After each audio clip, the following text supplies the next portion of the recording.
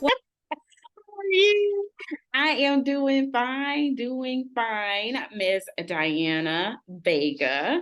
And I have your introduction up so that I can properly say everything. Because usually I forget, I'm like, okay, let me give this piece, but I Oh, want to give you a proper introduction. So first of all, Diana is my Spelman sister. We graduated the same class year from Spelman College. I'm wearing my blue in honor of Spelman. oh, that's Um, so Diana is a writer, storyteller, and comedian.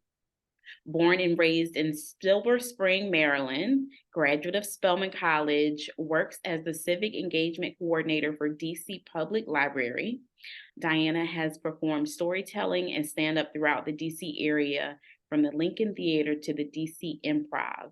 And your one woman show, I'm Just Doing My Job, premiered at the Capital Fringe Festival in July of last year. yeah. So you've got a lot going on. Yes, I do. I really do. And thank you so much for agreeing to engage in this conversation about professional wellness. And I thought about you with being a comedian. But first, tell me, is there anything that I left out? No, you covered it. You covered everything. Those are the Okay. highlights. Yeah. Okay. hmm And how have you made this? How did comedy come about? And I have my beverage and I typically forget. So just go ahead and talk and I'll be sipping.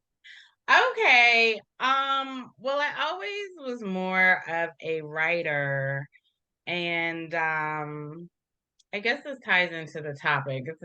I'm going to try to make the story as short as possible. Okay. It's a little sad, but my aunt was sick and she was dying. And so she was like an amazing storyteller.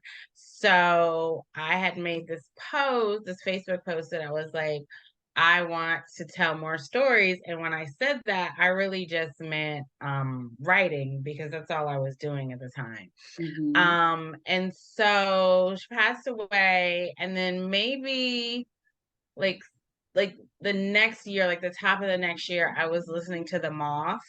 I don't know if people out there listen to it. But I was just driving in the And what car. is that? The Moth is a storytelling I don't know that I said organization. And so they have different shows all over the country. Mm-hmm. And they'll do like a theme. So it might be like your big break or whatever. And then it's random. So it's a show. So people go to watch the show. But if you want to tell a story, you put your name in a hat.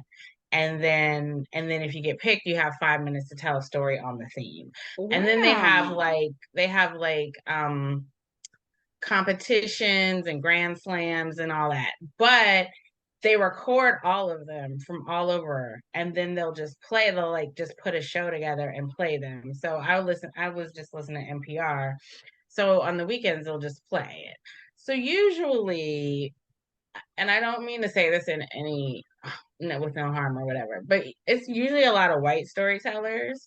But Mm-hmm. I was listening and you could tell it was a black woman, and her story was like animated and it was funny. And I had never heard like a story told like that on the Moth before.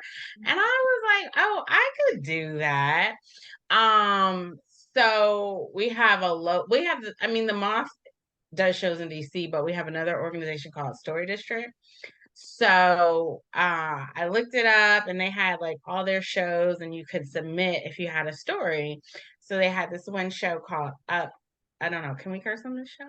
Yes, Oh, yes. okay. Be It was free. called it was called Up Shit's Creek. And I was like, oh, I have a story about that. My car was stolen when I used to work for Girl Scouts right before I took all these girls on a camping trip. It had like half the camping supplies in there. So Oh, it's a traumatic story, but it's also kind of funny. So I submitted it, and then they picked me to tell the story on stage, and it was, it was funny.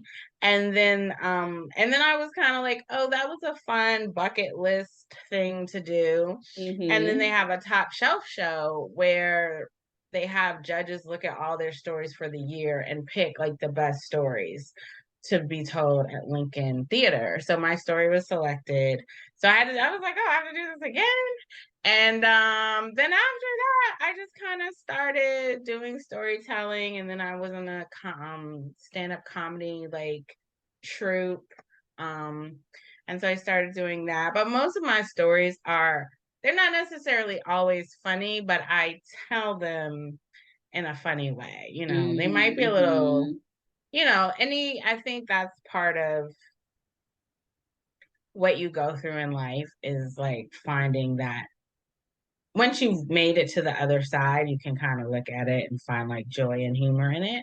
And I feel like that's what I hear a lot about comedians. What comedians share a lot is that this is a way of telling difficult things, a way of coping with difficult things through humor. Yes, definitely. Yeah, I think so, because everyone has ranges of trauma or whatever you've gone through that impacts your life. Now, like for somebody else, they might be like, oh, that wasn't so bad, whatever. But I think that yes, a lot of comedians do mind like the dark things, and then find ways to put some light on it and put some humor on it. And then they know that there's probably somebody out there who can relate or who has been through it, and they need that. So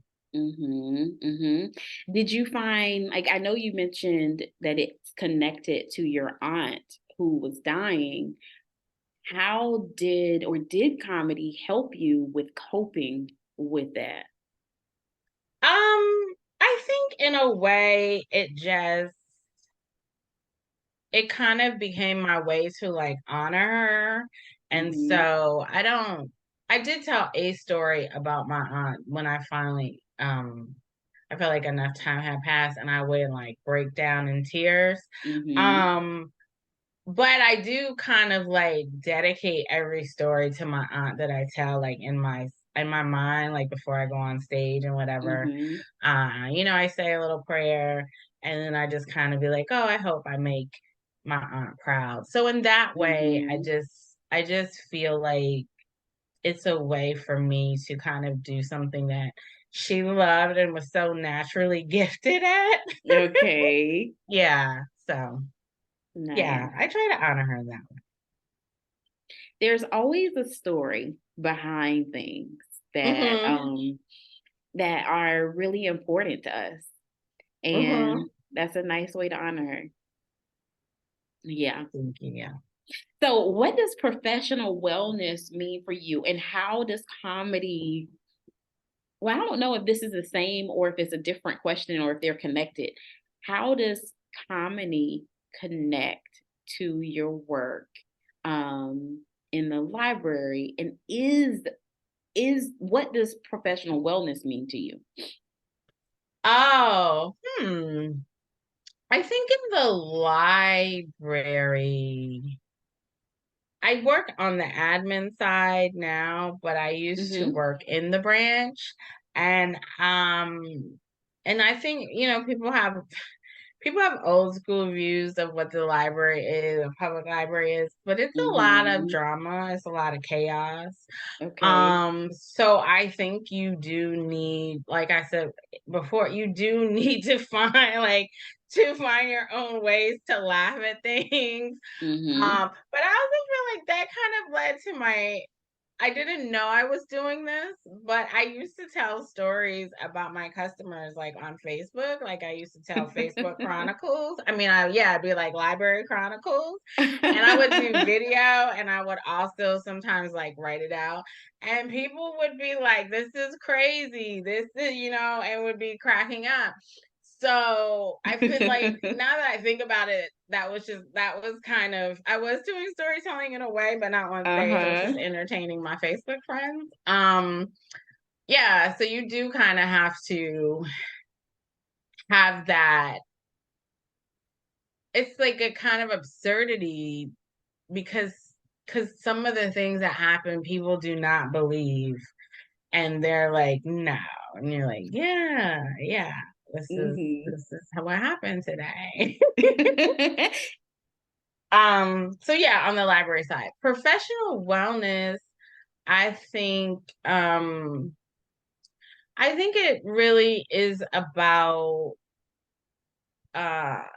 I mean, everybody wants to do a good job and do your job well, obviously, but I also think it's like not feeling burdened by the work, especially when you work in the branch, because you do see a lot of trauma. You do see a lot of people who are experiencing homelessness or domestic violence or children unattended. You know, you just see a lot of, it's like all the society's problems kind of in one place. Wow. And so you can, like, it can wear you down.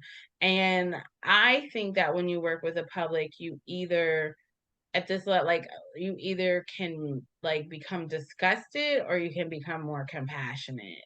And a lot of people, and not a lot of people, I mean, it just is a choice, but you just see some people just kind of do not treat the customers like human beings, or they have like a disregard towards them. But you don't want to take all those issues home with you. And because it's not for you, it's not something you obviously can solve as one person, and so you can just provide the best quality service and do what you can for them. But you kind of have to find ways to like relieve yourself of like their burdens, because people need a lot of help. Wow. And they will really lean on you, because everybody sends people to the library for help. So that's so interesting. Because that's not something that I think people regularly think about in regard to the library. Think about home, and now that you mention it, and I'm thinking about homeless individuals and how that may be a safer, warmer space, cooler space, depending on the season. Was that something that you were expecting? And I know you mentioned trauma that you witnessed at the library as well. Were those things that you were prepared for when you went into your career field? No, absolutely not. And this is nothing against DC Public Library, because I'm not a librarian, so I don't know what you learn if you go to library school. I was a library associate, which is like an underpaid librarian, but you do the same work and assisting customers and stuff. But in the interview process, they don't really tell you like, oh, it's gonna be crazy, and so, yeah, it's my first, I was going off of what I knew of libraries as a kid. Like, you just go in and you would check out a book and be story time, it was, I didn't, so yeah, the first few weeks, I was like, what is going on? And we eventually got subsequent training in my years in terms of like de-escalation or dealing with conflict, or so there was training that we got, but there was not, to me, like a sufficient orientation of this is what you should prepare yourself for. And you have to be an assertive person, because other than when kids are there, you're essentially telling grown people what to do and what not to do. And no, grown people do not want to be told what to do. And so, you're enforcing rules, and you can't be like, could you please Yeah. you know what I mean? You have to like you have to have and so people you have to be prepared for that, and you have to be prepared for people's reactions because like I said, some people will comply, some people will cuss you out. And so you have to know how to manage your own emotions. That's very true. That is Yeah. very true. Yeah. And because people will cuss you out because they know they can cuss you out because you can't do anything back to them if you want to keep your job. So, you know, people will like test you. And so yeah, it's just I mean, it's like it's with dealing in any industry where you're working with people is a challenge, but I think this is just an extra layer because the library is a free space. Yeah. So it's not like Yes. yeah, it's not like, oh, you're a paying customer. I mean, there are times when Mhm. security is called or the police are called, but what is there anything that you can think of that stands out to you as an experience where you had to really focus on overall wellness and how it was impacting you as a professional? mm,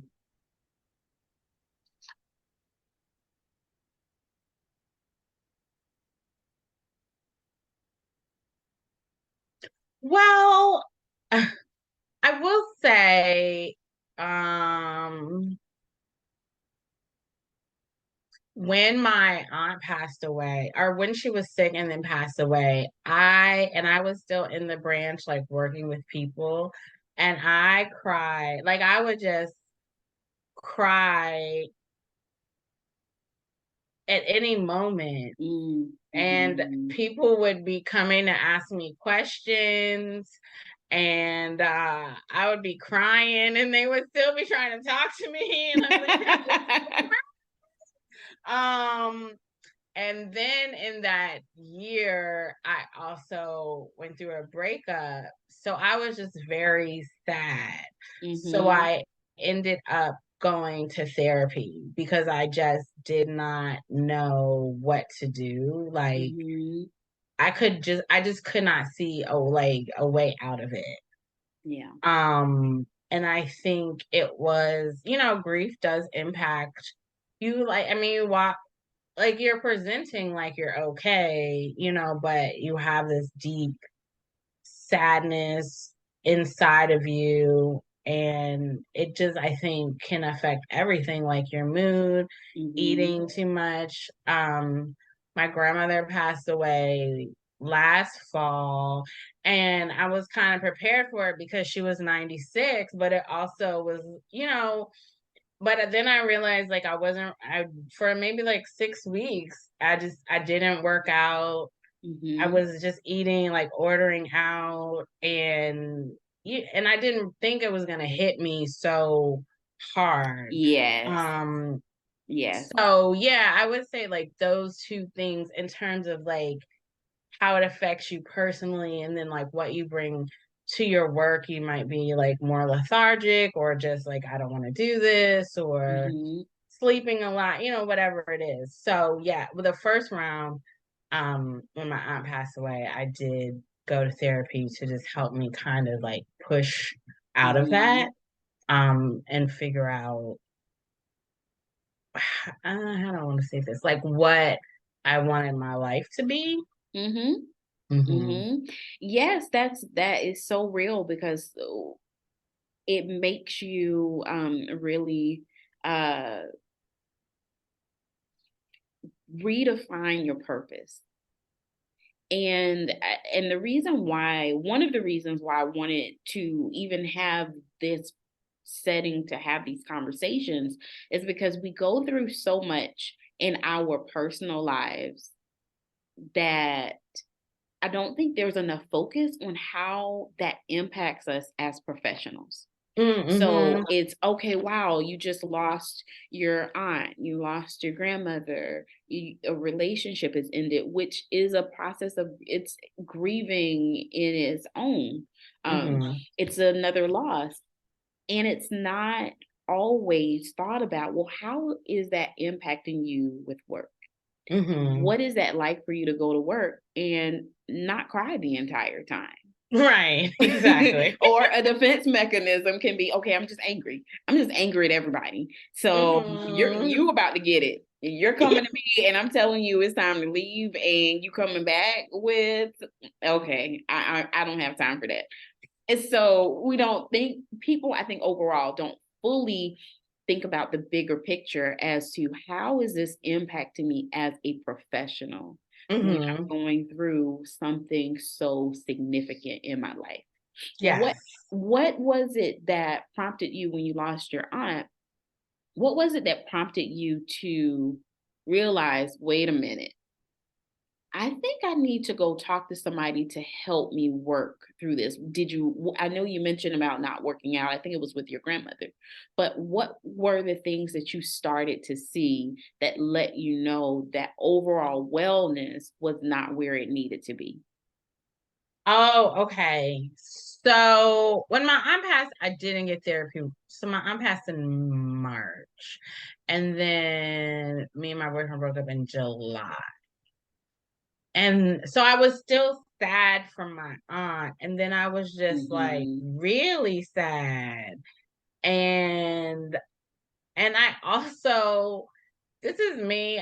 I know some people don't feel this way, but I just feel like you can talk about it with your friends and they'll be supportive, but after a while they're like, okay, girl. You know what I mean? Like, so I just like, I don't know that there was anything that I don't that I was like reacting to per se, but I just felt like I had to talk to somebody, a professional who could give me help me figure out ways to, like, I don't want to say move on, but I guess to like manage it. It was more about my aunt because I did not expect to be that so sad for so long. And then when the breakup happened, I just was like, wow. And then I just, it was just like,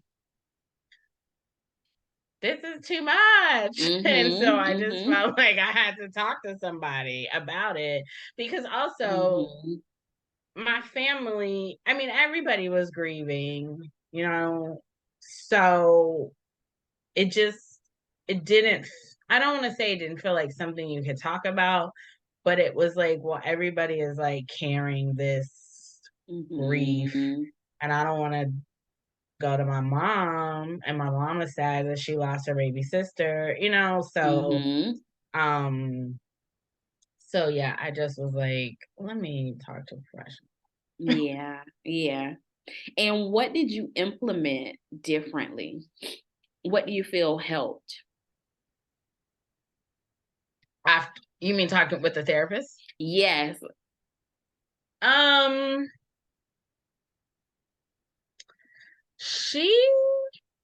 it was like twofold. I think with the breakup, I was just like, I'm never gonna love again. And she was like, okay. My therapist is an older Black woman. She was like, okay, girl. And so that was like one issue that she just helped me kind of reframe my feelings about romantic relationships. On my aunt's side, I think it was part that she passed away, but it was also like I mean, you always know it, but it's like more in your face that like, oh, my parents are getting older too. Like, it just was kind of like, and my grandmother was still alive at the time. So it just was like, ugh, like people are really going to start to die. If things go, nobody knows the day or the hour, but if things go the way, supposed to go, air quotes, then it's like, okay, then I'm going to start to lose people. Okay. And so it was like my aunt, but it was also just that weight of all of that. And she kind of talked me down off the ledge too, and was just like, you need to be present and you Yes. need to enjoy. Be in the moment. Yes. She was like, you don't know what's going to happen. So why are you putting all of this extra into it, you know? So yeah, I think she just helped me like reframe my mind around like being anxious. I think it Okay. was a lot of it. It was like I was grieving, but I also was like anxious. Yes, that's what I thought about when you talked about like how your therapist tried to keep you in the present, because anxiety really is when you're focusing way too much on the future and way too much on the past and not staying in the present. Yeah. Yeah. So that that was a big, yeah, that was a big thing that we worked. Good, good. So staying present and not super focusing on like, okay, all right, it's about to go downhill from here. Yes. Therapy. And what else helped you? You mean during that time? Yes, during that time, and because I know you mentioned about your grandmother who passed away last year, and when you notice that change with, okay, I haven't been working out and all of those, is it that working out is helpful for you and it's an indicator that you're practicing overall wellness? Oh, yes, actually, yeah. So I was never a consistent working out person. But then I found out I had high blood pressure in 2018. Okay. So I was more intentional about working Mm-hmm. out and just doing it. I did work out, but it was always like, because I have to lose 20 pounds. It wasn't like just to be Mm-hmm. active. And so even through the pandemic, I was doing like virtual stuff and taking walks and all of that. So when my grandmother passed, I wasn't doing my personal training, but I had started, so my grandma passed in November. I had started Pilates in like September. And, Okay. and so and I have a love-hate relationship, but I like enjoy it. So but I did like make a commitment to go to Pilates like after my grandmother passed. So Mm-hmm. like I did that Okay. at least once a week because it brought me a sense of peace. Mm-hmm. And it's a tough workout, but to me it's not like yoga where you're constantly like moving from position to position. So, Mm-hmm. and you're just Mm-hmm. like there's moments where you're just letting your body relax and stretching and just, and just and I don't want to say it, like kind of like releasing the stress Okay. from your body. So going to that, doing Pilates, even though I wasn't doing my personal training, but doing that, and I wasn't like I would do Zumba and stuff, but doing that like brought me a sense of like comfort. Mm-hmm. And then I think I let myself go through the new year. And then I was like, all right, girl, that's enough. You Okay. got to get up. Okay. Okay. Yeah. So you gave yourself that time that you needed. And I think that's Yes. important too, giving yourself permission to just feel the feels. And Yes. it's okay. All right. This is the time we got to move through this. Yeah. And I don't think you can beat yourself up about it. You know what I mean? Like you No. can only do what you just feel capable of doing in that moment. So I just Mm-hmm. was like, okay, I can do this Pilates every week. And that's like all I can give right now. And I want to order, I just had to just be Mm-hmm. like, this is how I'm feeling. But I acknowledged it, and like maybe not right away, but probably like around Christmas, I was like, okay, I'm wilding out here.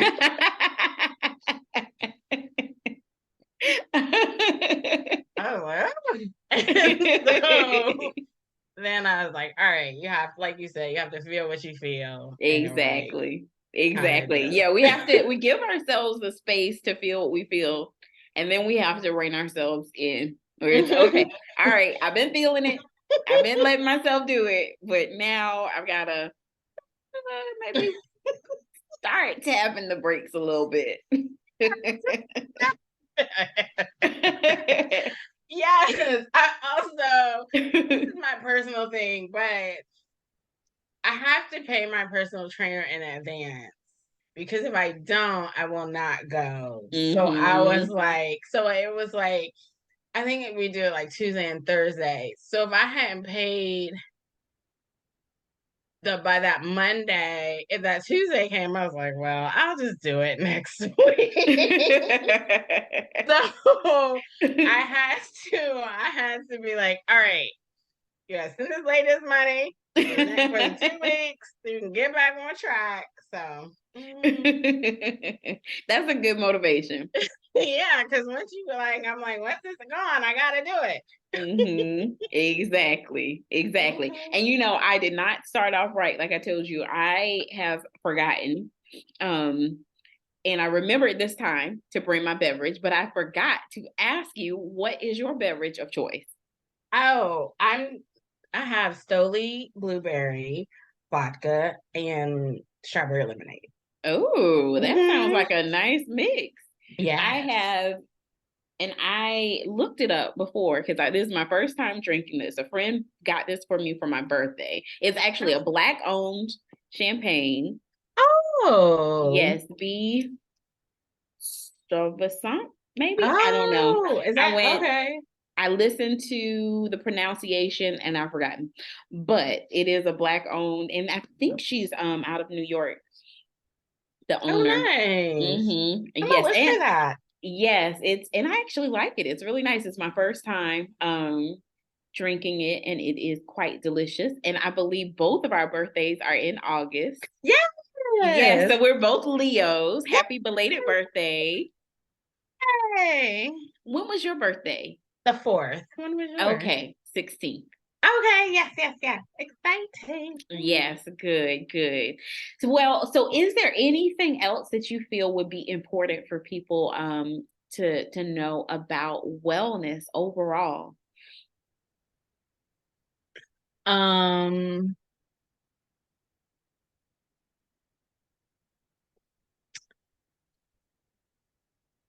I think it's important. Let me rephrase this. I think that I learned this I'm going to say not too late. I don't think it's ever too late necessarily, but later than I should, the importance of really moving your body and being active. And that does really impact your overall well-being and how you feel. And at first I was like, I don't believe it. But it's true. Like I have a noticeable difference when I work out versus when I don't. And just how not just how you feel physically, but like just your whole mood and your mental space and all of that is different. And so if I could go back, I would make that a priority. I'm glad that I do it now, but I do realize like the benefits that it has overall. Therapy has been helpful in terms of just realizing my own shortcomings, my own anxieties, my own just feelings that like I said before, sometimes you can't tell your friends. If you can, what can they do for you? And from a professional standpoint, okay. Yes. Other than being like, let me buy you a shot, girl. Like, okay. Yes, but also no. I need some real tips. So I think all of that is important. And I just think that finding something that brings you joy that is outside of the work that you do. I mean, I love the storytelling and I love comedy. I'm not necessarily, there are people out there who do it and they're like, I'm trying to get my own sitcom, which is fine. That's not necessarily my goal. Okay. But bringing, like, telling these stories and bringing joy to an audience brings me joy. So, like whatever, but people, you have to have an outlet or a passion or something else outside of work, outside of your family, outside of your responsibilities that enhances your life. And I think like all those components together help you like take on the world, but also your professional space. Yes. Yeah. Because if you're just like work, and there's nothing work, family, whatever, work responsibility to that, and there's nothing there that brings you joy, you go to work and you hate work. I've seen it so many times, right? So where it's like you're very impacted by it. And so yeah, those what has helped me. I will say it like that. And I think is helpful. Well, it can be helpful for others to have something. That all is so important. And I definitely co-sign what you're saying about being physically active.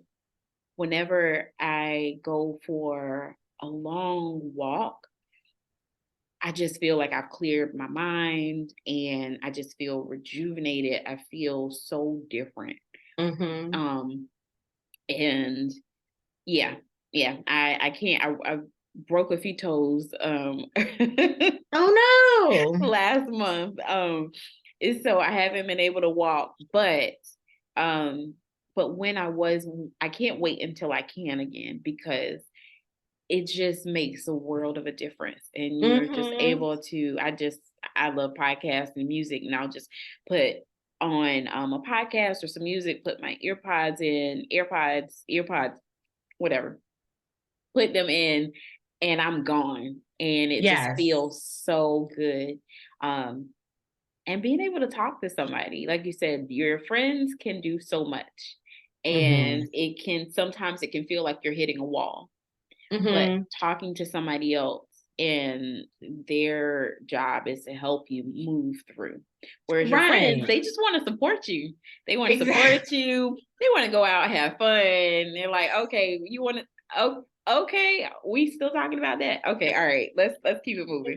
Let's keep it moving. I know it was over that. Yes, exactly. I don't want to say I don't have any issues, because we all have issues. But the things I was going to my therapist, I mean, I've worked through so many different things. There was a year with my therapist that we mapped out like what I wanted to do professionally, what I wanted to do with my storytelling, and I like hit every mark just working with her. So but also sometimes I go and I don't really have anything going on, but sometimes it's just a venting session. Or I'll be like, girl, let me tell you about these men out here, and you know what I mean? Like sometimes you just need an objective person that you just can dump everything on, whatever's in your head, whatever you're going through, whatever, and they give you response, feedback, etc. And then it's like, oh, all right, and you can keep going. But I think it is important to talk to an accredited person. If you're for real, like going through a space or something that you need to work out. But even if you don't, I just think it's helpful to share your feelings and your emotions, whatever is happening in your life, with somebody. Yeah, it is. It is very important. Do you have an upcoming show where people need to be kind of putting on their calendar to hear you perform? No, I don't. I'm sorry. Well, keep me posted so I can share. taking a little hiatus. Okay. Not hiatus, but after I do that one woman show, it took a lot out of me. So Okay. Okay. so I'm not, I mean, I'll still, if somebody invites me to do a show, I will do it. Mm-hmm. But I don't have anything upcoming. But if I Okay. do, I will let you know. Yeah, well, that's good I'll too. send That's you all about my overall. socials. Yes, but that's important too about overall wellness when you know, whoa, I need to just pull back for a minute. Yes, That's yes. important as well. I think yes, because like I said, I mean, I just have been doing this for fun. I mean, Mhm. it's a good time. I'm not saying if somebody from Netflix was like, "Hey, girl," I wouldn't, you know what I mean? But I'm just saying, people like actively hustle and grind. Yeah. And I used to have a gift basket business while I had my Yes, other I job. remember Yeah. actually that's the last time I saw you when I was living in the DC area. And there was we had a joint. It might have been like for Founders Oh Day. yeah, the Founders Day and had my basket. Yes, you had your Yes, baskets. That's the yes. last time I saw I think you. I was like just starting out. Yes, yes. So anyway, yes, I hustled and grinded for that. I mean, so anyway. Mm-hmm. I'm just Mm-hmm. saying, like, I'm just not at a point in my life where that's something I want. I don't want to be like, people like, oh, you go to open mic night, and they be like, it starts at 10 o'clock. I'm like, no, I'm too over that. I'm not doing that. So anyway, yeah. So I did my one woman show, which was on my list with my therapist. Mm-hmm. So it just like once I hit that mark, I was like, okay, I think I'm gonna just kind of Yeah. chill and see how I feel about doing other, really doing it with earnest. But right now I just been kind of Mm-hmm. Mm-hmm. traveling, writing, and doing Okay. other stuff. Mhm. Okay. Well, thank you so much for Thank sharing. you. You're And welcome. cheers. Cheers. I will definitely, like I said, keep if whenever you decide to, if this is the direction to continue, then yeah, definitely let people know where they can find Okay. you. Sounds good. Thank you. All right. Keep practicing wellness. Oh, thank you so much.